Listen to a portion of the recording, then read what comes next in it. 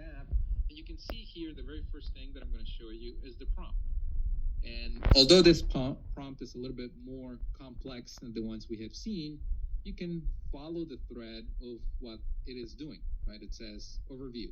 You're evaluating a comment from YouTube, evaluation tasks, and you can see there the concerns that I mentioned and the sentiment, whether it's angry or not, and whether it's spam or not, and I'm giving it some structure, right? So the very first thing that I would be doing is I would be reading those 10,000 plus comments here, and I have already read them into the thread, and somebody's asking what tool I'm using. I am using Google Colab, but you would run this in whatever platform you use. So this is not specific to the LLM. You could use a Microsoft stack, you could use a Java stack, you could use a web stack. It doesn't really matter. It's the LLM calls that I'm making that are different in this, meaning I'm consuming OpenAI, but even there, you could use whatever LLM you would like, Mistral, Llama, or any other, right? So I'm going to go ahead here and read the data, make sure I have it in context, and that ran. And now I'm going to go ahead and moderate. And this is going to go ahead and run through the 10,000, but for brevity, I'm only going to go ahead and show the first 10. And so you can see here the output coming back, and I'm going to go ahead and widen my window, and you can see sentiment positive, angry false, and you can see here one as well that the fourth one from the bottom up is in fact angry. It is not spam. The sentiment is negative, and this is one that you would like to take a look at, right? And so you can see here in a very practical way, right?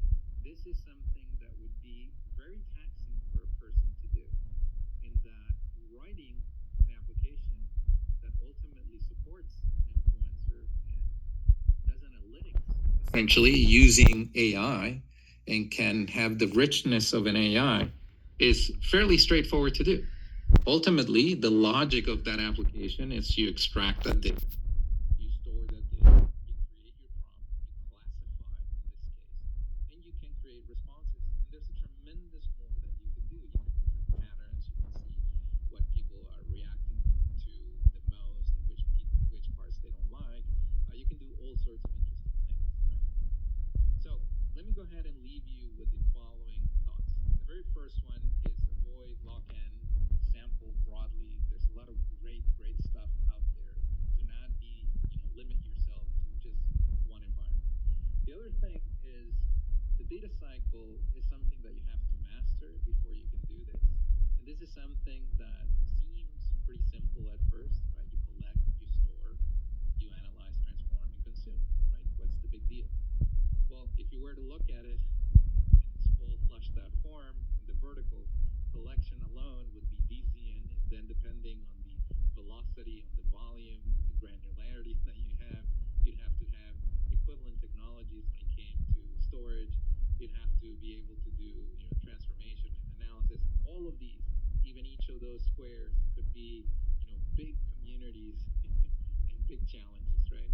And so, needless to say that there's a great deal of work to go through this. This is a commonly shown picture when it comes to the data hierarchy of needs, and you can see here all of the different roles that you would need to be able to address as you try to realize this vision.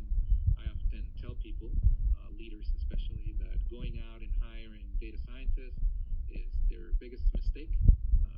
I'll blame here the article from Harvard that said data science is the sexiest new profession, and everybody ran out and hired data scientists, and of course they couldn't do anything until you did all of the data engineering, which is everything below there. And the other thing as well is that a good data engineer with software engineering skills can breach into this space, right? And they can do a great deal without having to get into the fancy part. So you need to be able to do the data practice, you need to do the LLM app, and you need to do this software engineering, is the short of it when it comes to being able to build these applications. If your organization is building products, they already were doing data wrangling, and they were doing software engineering. One more time, this is the additional loop that you are adding.